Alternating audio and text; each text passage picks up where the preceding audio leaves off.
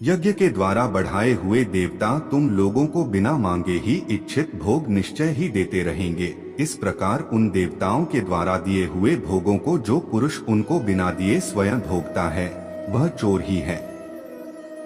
यज्ञ शिष्टाशिनः संतो मुच्यन्ते सर्वकिल विषयः भुंजते ते त्वघन पापा ये पचन्त्यात्म कारणात्। यज्ञ से बचे हुए अन्न को खाने वाले श्रेष्ठ पुरुष सब पापों से मुक्त हो जाते हैं और पापी लोग अपना शरीर पोषण करने के लिए ही अन्न पकाते हैं, वे तो पाप को ही खाते हैं। अन्नाद् भवन्ति भूतानि पर्जन्यादन्न संभवः यज्ञाद् भवति पर्जन्यो यज्ञः कर्मसमुद्भवः कर्म ब्रह्मोद्भवम् विद्धि ब्रह्माक्षर समुद्भवम् तस्मात् सर्वक्तं ब्रह्मा नित्यं यज्ञे प्रतिष्ठितम्। संपूर्ण प्राणी अन्न से उत्पन्न होते हैं। अन्न की उत्पत्ति वृष्टि से होती है, वृष्टि यज्ञ से होती है और यज्ञ विहित कर्मों से उत्पन्न होने वाला है।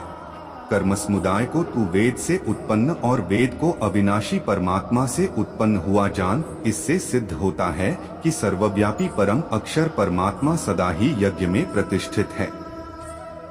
एवं प्रवर्तितम चक्रं नानुवर्तयति ह्यः अघायुरिंद्रियारामो मोघ पार्थ सजीवती। हे पार्थ, जो पुरुष इस लोक में इस प्रकार परंपरा से प्रचलित सृष्टि चक्र के अनुकूल नहीं बरतता अर्थात अपने कर्तव्य का पालन नहीं करता, वह इंद्रियों के द्वारा भोगों में रमण करने वाला पापायु पुरुष व्यर्थ ही जीता है। यस्त्वात्मर्तिरेव स्यादात्मतृप्तश्च मानवः आत्मन्येव च संतुष्टस्तस्य कार्य न विद्यते। परंतु जो मनुष्य आत्मा में ही रमण करने वाला और आत्मा में ही तृप्त तथा आत्मा में ही संतुष्ट है, उसके लिए कोई कर्तव्य नहीं है। न तस्य कृतेनार्थो न कृतेने कश्चन न चास्य सर्वभूतेषु कश्चिदर्थव्यपाश्रयः। उस महापुरुष का इस विश्व में न तो कर्म करने से कोई प्रयोजन रहता है और न कर्मों के न करने से ही कोई प्रयोजन रहता है तथा संपूर्ण प्राणियों में भी इसका किंचन मात्र भी स्वार्थ का संबंध नहीं रहता। तस्मात् सक्तः सक्तं कार्यं कर्म समाचर असक्तो ह्याचरण कर्म परमाप्नोति पुरुषः। इसलिए तू निरंतर आसक्ति से रहित होकर सदा कर्तव्य कर्म को भली भांति करता रहे, क्योंकि आसक्ति से रहित होकर कर्म करता हुआ मनुष्य परमात्मा को प्राप्त हो जाता है। कर्मणैव हि संसिद्धिमा स्थिता जनकादयः लोक संग्रह में वापी संपश्यन कर तुमर्हसि। जनकादि ज्ञानी जन भी आसक्ति रहित कर्म द्वारा ही परम सिद्धि को प्राप्त हुए थे। इसलिए तथा लोक संग्रह को देखते हुए भी तू कर्म करने को ही योग्य है, अर्थात तुझे कर्म करना ही उचित है। यद्यदाचरति श्रेष्ठस्तत्तदेवेत्रो जनः स यत् प्रमाणं कुरुते लोकस्तदनुवर्तते। श्रेष्ठ पुरुष जो जो आचरण करता है, अन्य पुरुष भी वैसा वैसा ही आचरण करते हैं। वह जो कुछ प्रमाण कर देता है, समस्त मनुष्य समुदाय उसके अनुसार बरतने लग जाता है। न मे पार्थास्ति कर्तव्यं त्रिषु लोकेषु किंचन नान्वाप्तं वाप्तव्यं वर्त एव च कर्मणि। हे अर्जुन, मुझे इन तीनों लोकों में न तो कुछ कर्तव्य है, न ही कोई भी प्राप्त करने योग्य वस्तु अप्राप्त है, तो भी मैं कर्म में ही बरतता हूँ। यदि ये न वर्तें जातु कर्मण्यन्द्रितः मम वर्तमानुवर्तन्ते मनुष्याः पार्थ सर्वशः।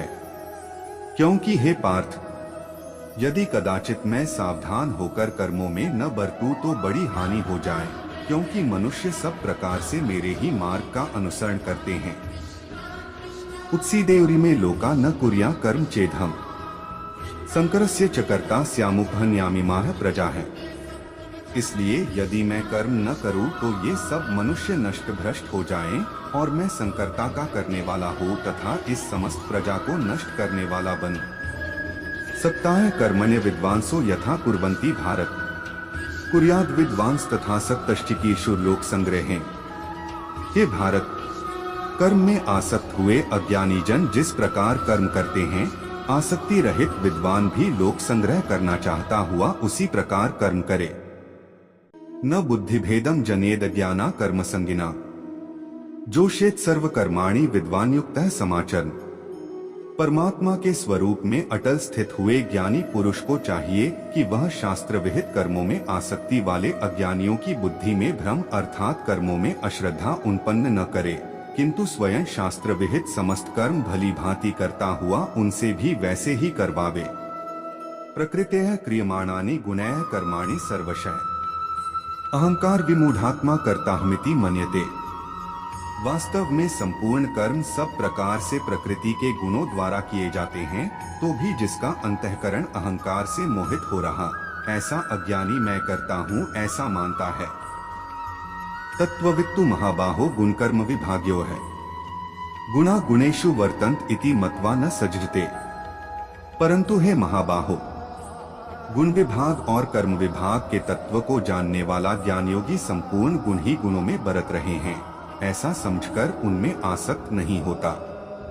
प्रकृतेर गुण सम्मूढ़ाः सज्जन्ते गुण कर्मसु तान् कृत्स्न विदो मंदान् कृत्स्न विन विचाले।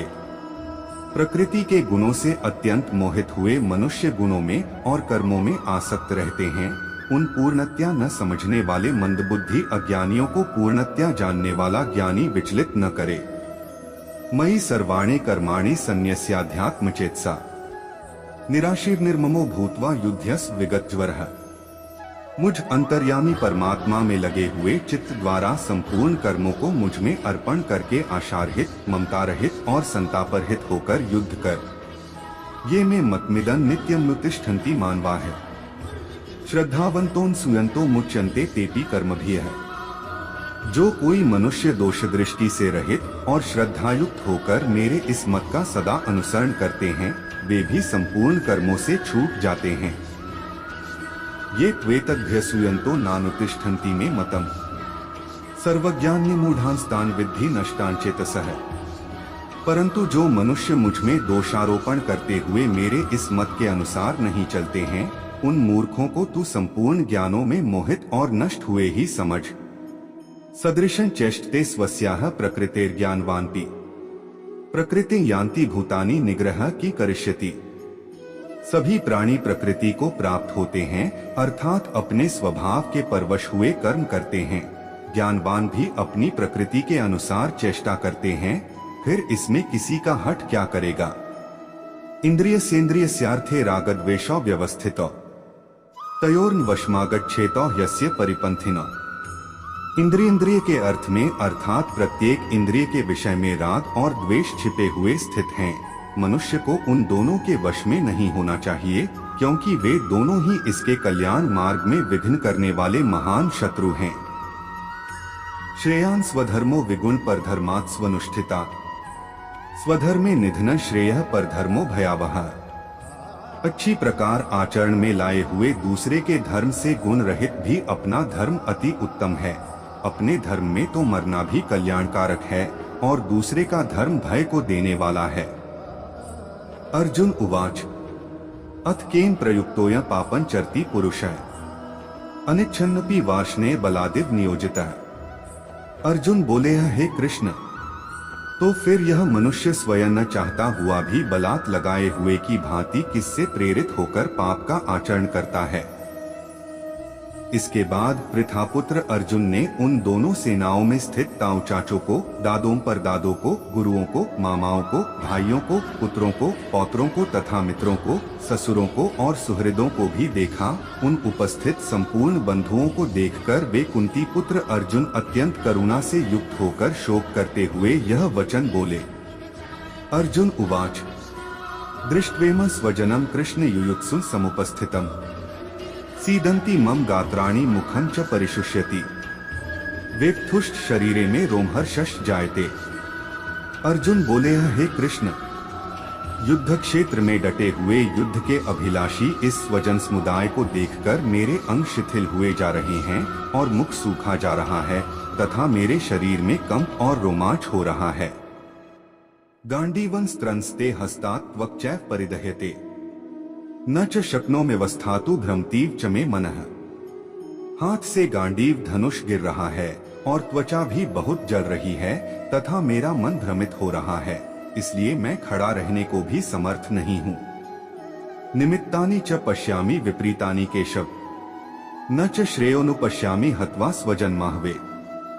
हे केशव, मैं लक्षणों को भी विपरीत देख रहा हूँ तथा युद्ध में स्वजन समुदाय को मारकर कल्याण भी नहीं देखता। हे केशव, मैं लक्षणों को भी विपरीत देख रहा हूँ तथा युद्ध में स्वजन समुदाय को मारकर कल्याण भी नहीं देखता। न कांक्षे विजय कृष्ण न च राज्य सुखानी च, किन्नो राज्येन गोविंद की भोगैर्जीवितेन वा। हे कृष्ण, मैं न तो विजय चाहता हूँ और न राज्य तथा सुखों को ही। हे गोविंद, हमें ऐसे राज्य से क्या प्रयोजन है अथवा ऐसे भोगों से और जीवन से भी क्या लाभ है। येषामर्थे कांक्षिता नो राज्य भोगाः सुखानि च, त इमेव स्थिता युद्धे प्राणास्त्यक्त्वा धनानि च। हमें जिनके लिए राज्य, भोग और सुखादि अभीष्ट हैं, वे ही ये सब धन और जीवन की आशा को त्याग कर युद्ध में खड़े हैं। आचार्याः पितरः पुत्रास्तथैव च पितामहाः, मातुलाः श्वशुराः पौत्राः श्यालाः संबंधिनस्तथा। गुरुजन, ताऊ चाचे, लड़के और उसी प्रकार दादे, मामे, ससुर, पौत्र, साले तथा और भी संबंधी लोग हैं। एतान् न हन्तुमिच्छामि घ्नतोऽपि मधुसूदन, अपि त्रैलोक्य राज्यस्य हेतोः किन्नु महि कृते। हे मधुसूदन, मुझे मारने पर भी अथवा तीनों लोकों के राज्य के लिए भी मैं इन सबको मारना नहीं चाहता, फिर पृथ्वी के लिए तो कहना ही क्या। निहत्य धार्तराष्ट्रान्नः का प्रीतिः स्यात् जनार्दन, पाप्ने वा श्रेयदस्मान् हत्वैतानात्कायेन। हे जनार्दन, धृतराष्ट्र के पुत्रों को मारकर हमें क्या प्रसन्नता होगी। इन आत्ताइयों को मारकर तो हमें पाप ही लगेगा। तस्मान्नार्हा वयं हन्तु धार्तराष्ट्रान् स्वबान्धवान्, स्वजनम ही कथा हत्वा सुखिनः स्याम माधव।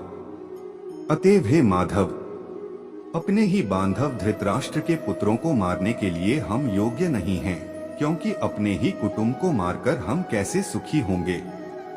यद्यप्येते न पश्यन्ति लोभोपहतचेतसः, कुलक्षयकृतं दोषं मित्रद्रोहे च पातम्, कथं न ज्ञेयं स्माभिः पापादस्मान् निवर्तितुम्। कुलक्षयकृतं दोषं प्रपश्यद्भिर्जनार्दन।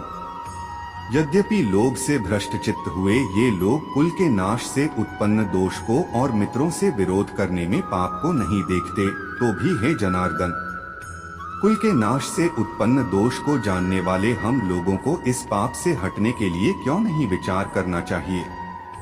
कुलक्षय प्रणश्यन्ति कुलधर्माः सनातनाः, धर्मे नष्टे कुलंकृत्स्नं धर्मोऽभिभवत्युत। कुल के नाश से सनातन कुल धर्म नष्ट हो जाते हैं, धर्म के नाश हो जाने पर संपूर्ण कुल में पाप भी बहुत फैल जाता है। अधर्माभिभवात् कृष्ण प्रदुष्यन्ति कुलस्त्रियः, स्त्रीषु दुष्टासु वार्ष्णे जायते वर्णसंकरः। हे कृष्ण, पाप के अधिक बढ़ जाने से कुल की स्त्रियां अत्यंत दूषित हो जाती हैं, और हे वार्ष्णे, स्त्रियों के दूषित हो जाने पर वर्णसंकर उत्पन्न होता है। संकरो नरकाय कुलघ्नाना कुलस्य च, पतंती पितरो हेषा लुप्त पिंडोदक्रिया है। वर्णसंकर कुलघातियों को और कुल को नरक में ले जाने के लिए ही होता है। लुप्त हुई पिंड और जल की क्रिया वाले अर्थात श्राद्ध और तर्पण से वंचित इनके पितर लोग भी अधोक्ति को प्राप्त होते हैं। दोषरतः कुलघ्नाना वर्णसंकर कारकैः, उत्साद्यन्ते जाति धर्माः कुलधर्माश्च शाश्वता है। इन वर्णसंकर कारक दोषों से कुलघातियों के सनातन कुल धर्म और जाति धर्म नष्ट हो जाते हैं। उत्संकुल धर्माणा मनुष्याणा जनार्दन, नरकेनेतं वासो भवतीत्यनुशुश्रुम। इसलिए सब मोर्चों पर अपनी अपनी जगह स्थित रहते हुए आप लोग सभी निःसंदेह भीष्म पितामह की ही सब ओर से रक्षा करें। संजय उवाच, तस्य संजन्यन हर्षण कुरुवृद्धः पितामहः, सिंहनादं विनद्योच्चैः शंखन दध्मौ प्रतापवान। कौरवों में वृद्ध बड़े प्रतापी पितामह भीष्म ने उस दुर्योधन के हृदय में हर्ष उत्पन्न करते हुए उच्च स्वर से सिंह की दहाड़ के समान गरजकर शंख बजाया।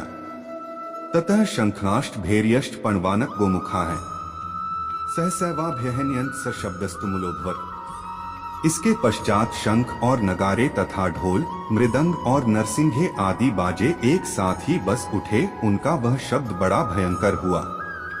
ततः श्वेतैर्हैर्युक्ते महति स्यन्दने स्थित माधव पांडवश्चैव दिव्यो शंखो प्रदध्मतुः। इसके अनंतर सफेद घोड़ों से युक्त उत्तम रथ में बैठे हुए श्री कृष्ण महाराज और अर्जुन ने भी अलौकिक शंख बजाए। पांचजन्य ऋषिकेशो देवदत्त धनंजय पौंड्रं दधमो महाशंखन भीमकर्मा वृकोदर।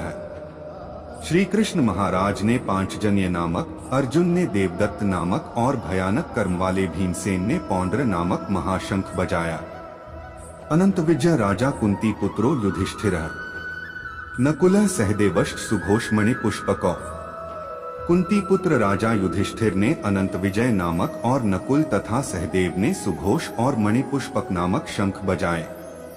काश्यश्च परमेश्वास शिखंडी च महारथ धृष्टद्युम्नो विराटश्च सात्विकश्चापराजितः द्रुपदो द्रौपदेयाश्च सर्वशः पृथिवीप्ते सौभद्रश्च महाबाहुः शंखान दधमुः पृथक पृथक। श्रेष्ठ धनुष वाले काशीराज और महारथी शिखंडी और धृष्टद्युम्न तथा राजा विराट और अजय सात्यकी, राजा द्रुपद और द्रौपदी के पांचों पुत्र और बड़ी भुजा वाले सुभद्रा पुत्र अभिमन्यु, इन सभी ने, हे राजन, सब ओर से अलग अलग शंख बजाए। सघोषो धार्तराष्ट्राणा हृदयानि व्यदार्यत नभश्च पृथ्वी चैव तुमुलो व्यनुनाद्यत।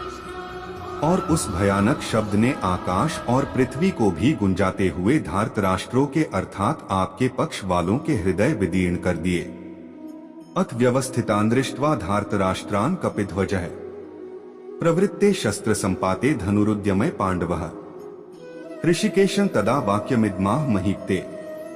अर्जुन उवाच सेनयोरुभयोर्मध्ये रथं स्थापयमेचुः। हे राजन, इसके बाद कपिध्वज अर्जुन ने मोर्चा बांधकर डटे हुए धृतराष्ट्र संबंधियों को देखकर उस शस्त्र चलाने की तैयारी के समय धनुष उठाकर ऋषिकेश श्री कृष्ण महाराज से यह वचन कहा है, हे अच्युत, मेरे रथ को दोनों सेनाओं के बीच में खड़ा कीजिए।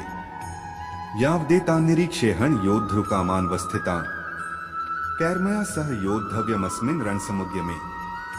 और जब तक कि मैं युद्ध क्षेत्र में डटे हुए युद्ध के अभिलाषी इन विपक्षी योद्धाओं को भली प्रकार देख न लूं कि इस युद्धरूप व्यापार में मुझे किन किन के साथ युद्ध करना योग्य है, तब तक उसे खड़ा रखिए। योत्स्यमानान् वेक्षेहं यह एतेत्र समाप्ता है। धार्तराष्ट्रस्य दुर्बुद्धेर्युद्धे प्रियचिकीर्षवः। दुर्बुद्धि दुर्योधन का युद्ध में हित चाहने वाले जो ये राजा लोग इस सेना में आए हैं, इन युद्ध करने वालों को मैं देखूंगा।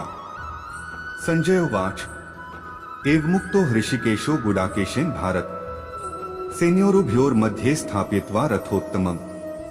24 भीष्मद्रोण प्रमुखतः सर्वेषां च महीक्षिता उवाच पार्थ पश्यैतान् संवेतान् कुरुनिति।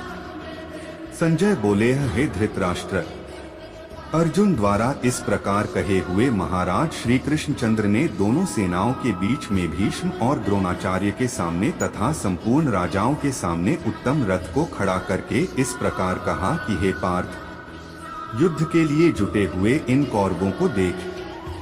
तत्रापश्यत् स्थितान् पार्थ पितृनत् पितामहा आचार्यान् मातुलान् भ्रातॄन् पुत्रान् पौत्रान् सखींस्तथा श्वशुरान् सुहृदश्चैव सेनयोरुभयोरपि तान् समीक्ष्य स कौन्तेय सर्वान् बन्धून् वस्थितान् कृपया पर्याविष्टो विषीदन्निन्द्रवीत्। जब वे अपने कार्य में आनंद खोज लेते हैं तब वे पूर्णता प्राप्त करते हैं। वह जो सभी इच्छाएं त्याग देता है और मैं और मेरा की लालसा और भावना से मुक्त हो जाता है, उसे शांति प्राप्त होती है। मेरे लिए ना कोई घृणित है ना प्रिय डॉट, किंतु जो व्यक्ति भक्ति के साथ मेरी पूजा करते हैं वो मेरे साथ हैं और मैं भी उनके साथ हूँ।